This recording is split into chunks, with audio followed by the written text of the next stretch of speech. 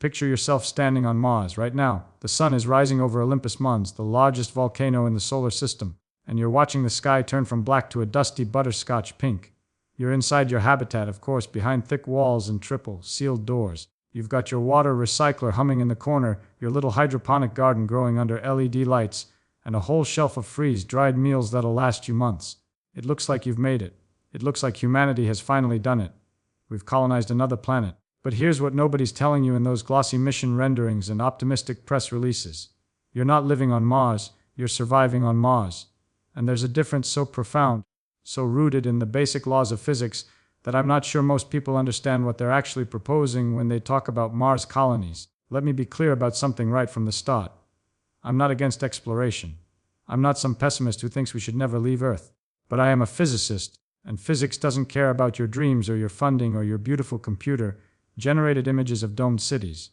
Physics just sits there being true whether you like it or not. And the physics of Mars says something very simple and very disturbing. Mars is trying to kill you, not in some poetic metaphorical way, actually kill you, in about 6 different ways, simultaneously, all the time, and most of those ways can't be solved with better engineering or more money. They're fundamental problems written into the nature of the planet itself. So let me walk you through what living on Mars really means, not the fantasy version, the physics version, and I think by the end of this, you'll understand why when I hear people talk about moving to Mars like it's just a real estate decision, I get a little bit unsettled. Because what they're describing isn't a home, it's a life sentence in the most hostile environment humans have ever seriously considered inhabiting. Let's start with the most basic thing you need to stay alive. Air, not oxygen, air. The pressure of air. On Earth right now you're sitting in about 101,000 pascals of atmospheric pressure. That's what we call 1 atmosphere, or 1 bar if you prefer. Every square inch of your body has about 7 pounds of air pressing against it. You don't notice it because you're built for it. Your lungs expand and contract against it. Your blood vessels maintain their shape because of it. Every cell membrane, every fluid-filled cavity in your body, everything is calibrated to operate under 1 atmosphere of pressure. Now here's the number that should make you pause. The average atmospheric pressure on Mars is 600 pascals. 600, not 100,000, 600. That's less than 1% of Earth's atmospheric pressure.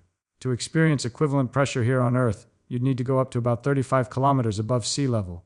That's not mountain climbing. That's not even where jets fly. That's the edge of space. That's where the sky turns black in the middle of the day.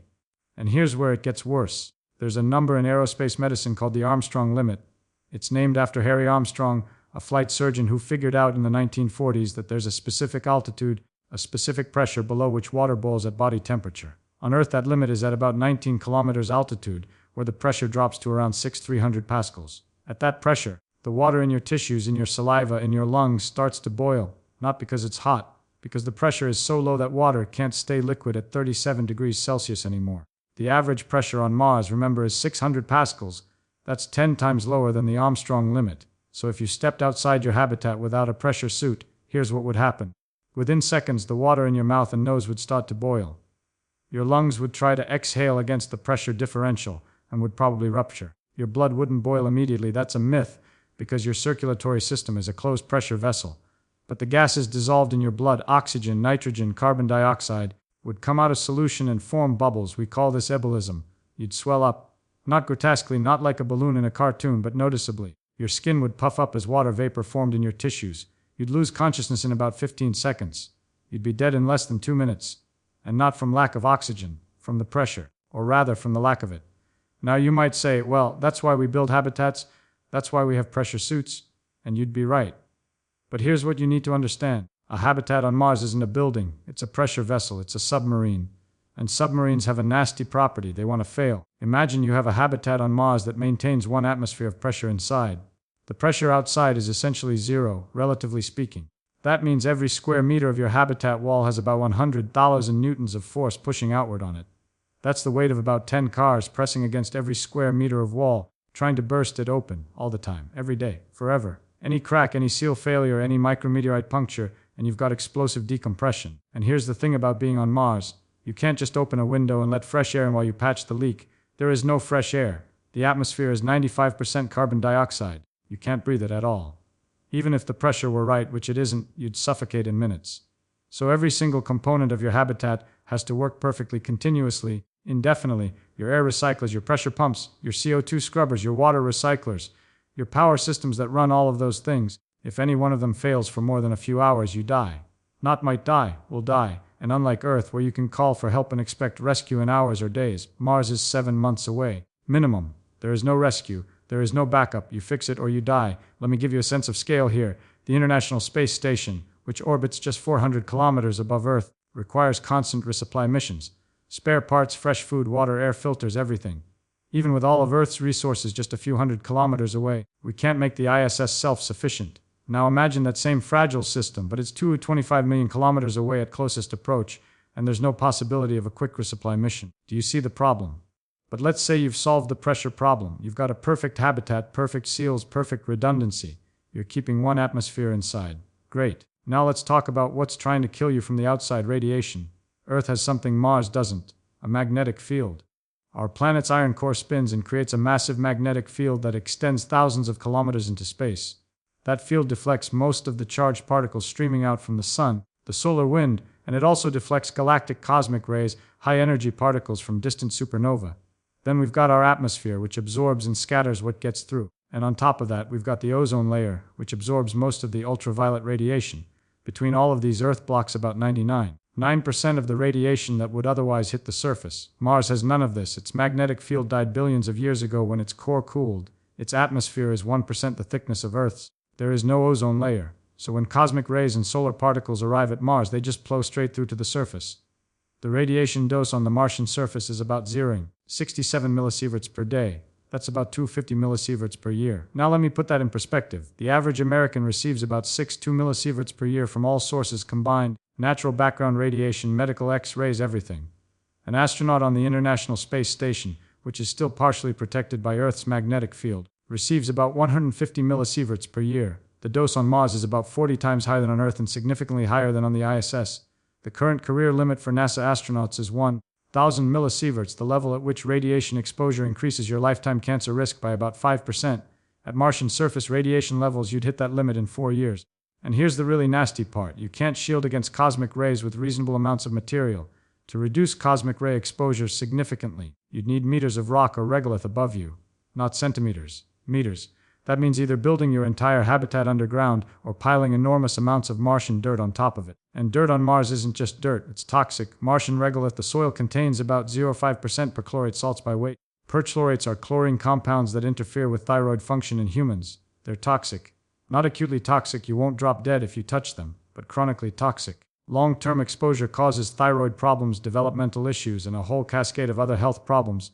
And they're everywhere on Mars: in the dust, in the soil. Any water you extract from Martian ice will be contaminated with perchlorates. You'll need to purify everything constantly and pray that you don't track perchlorate dust into your habitat on your boots. Now let's talk about something nobody really knows the answer to: gravity. Mars has 38% of Earth's gravity. That's 0.38 g. We know what zero gravity does to the human body. Astronauts on the ISS lose bone density at about 1-2% per month. Their muscles atrophy. Their cardiovascular systems weaken. Their immune systems get confused. After 6 months in 0 G, astronauts return to Earth barely able to walk. But here's the thing: we don't actually know what 0.38 g does. We've never tested it. We've got data on 1 G, that's Earth. We've got data on 0 G, that's orbit. But 0.38 g, we have no idea. Maybe it's enough. Maybe the human body can adapt to 0.38 g and maintain bone density and muscle with enough exercise. Or maybe it isn't. Maybe 0.38 g is still in the danger zone, and people living on Mars would slowly waste away, their bones becoming brittle, their hearts weakening, until they reach a point where they physically cannot return to Earth. Even if they wanted to. Even if there were a rocket waiting for them. Because their bodies couldn't handle the strain of 1 G anymore. We don't know. And the only way to find out is to send people to Mars for years and see what happens. That's not a simulation you can run. That's a human experiment. But let's say you've solved all of this. You've got your underground habitat with meters of shielding. You've got perfect life support with quadruple redundancy. You've purified your water and cleaned your air and figured out how to grow food in perchlorate-contaminated soil. You're exercising 4 hours a day to fight the low gravity. You're monitoring your radiation exposure and staying under your lifetime limits. Congratulations, you're surviving. But are you living? Here's what your day looks like. You wake up in a sealed metal can. You eat food you've eaten 1,000 times before because variety requires cargo mass you don't have. You work, probably on maintenance, because systems break and you're the only one who can fix them. You exercise for hours because if you don't, your body will deteriorate. You can't go outside without spending an hour putting on a pressure suit and then another hour in an airlock decontamination procedure when you come back in. You can't feel wind. You can't breathe fresh air. You can't take a walk without a plan and a checklist and a redundant oxygen supply. Every single thing you do is mediated by technology and procedures and the constant awareness that one mistake, one oversight, one equipment failure means you're dead. And you're alone. Even at closest approach, Mars is 4 light minutes from Earth. That means when you send a message home, it takes 4 minutes to get there and 4 minutes for the reply to come back. 8 minutes minimum. At farthest approach, it's 24 minutes each way, nearly an hour round trip. You can't have a conversation. You can't call someone when you're feeling lonely or scared. You send a message and you wait. And you hope they reply. And you know that everyone you've ever known is getting older without you, living their lives, while you're locked in a metal can on a frozen desert, breathing recycled air and eating rehydrated food, watching the same 4 walls every single day. Let me tell you something that doesn't get talked about enough. The psychological isolation of space is unlike anything humans have evolved to handle. We're social creatures. We need variety, novelty, nature, other people. Prisoners in solitary confinement start to break down psychologically after weeks. And Mars is solitary confinement with a view of rocks, for years, maybe for life. Now here's the part that really disturbs me. Let's say you want to leave.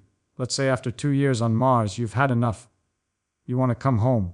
Do you know what it takes to get off Mars? The tyranny of the rocket equation says that to lift 1 kilogram off the surface of Mars and send it back to Earth, you need about 6.5 kilometers per second of delta V. That's the change in velocity, the push you need. And because of how rockets work, the fuel to lift that 1 kilogram weighs many times more than the kilogram itself. In fact, for chemical rockets using practical propellants, the mass ratio is brutal.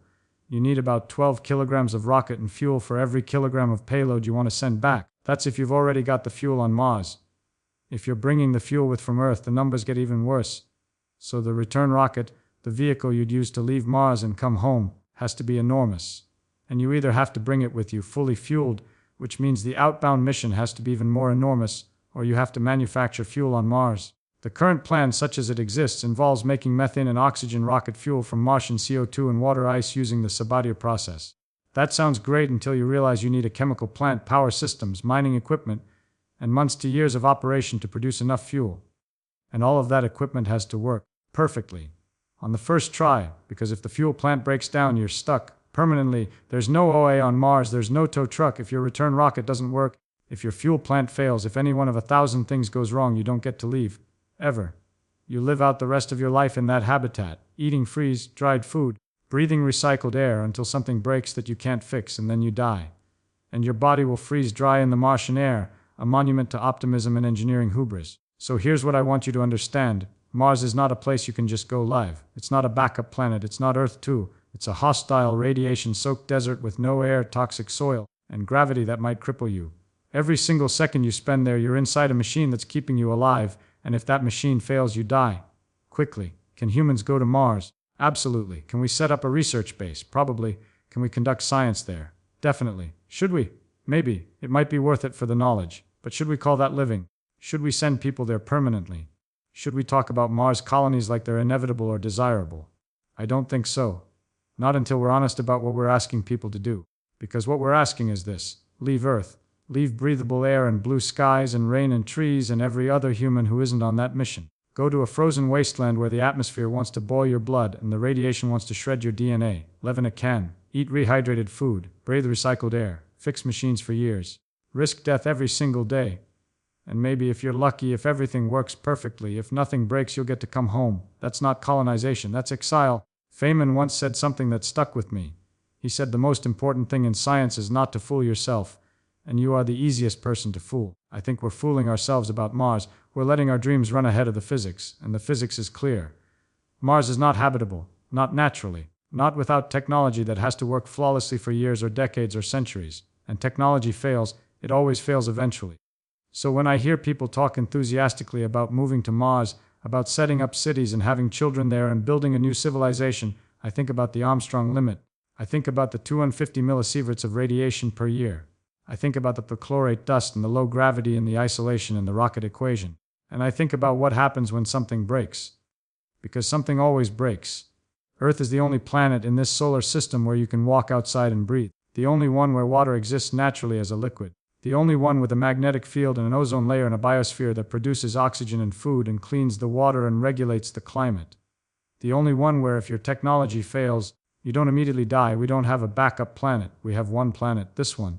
And maybe, just maybe, instead of fantasizing about abandoning it for a toxic desert 25 million kilometers away, we should take very, very good care of it. Because the alternative isn't Mars. The alternative is nothing. That's the warning. That's what the physics says. Mars isn't waiting for us with open arms. It's waiting to kill us. And it's very, very patient.